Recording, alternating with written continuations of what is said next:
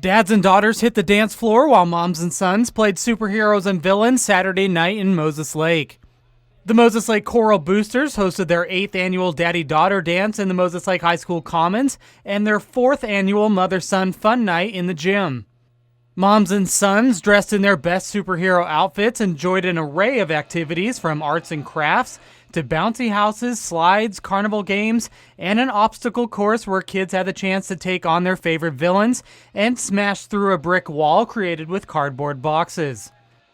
Across the hall, fathers and daughters were treated to a more formal event where girls donned their favorite dresses and many fathers arrived in suits and ties to dance the night away.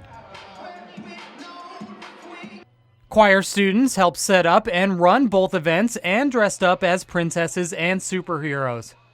The event serves as fundraisers for the Moses Lake Choral Boosters, which supports the high school's chamber choir, including guest teachers, music festival fees and travel expenses, and new equipment. This is Joe Utter for iFiber One News.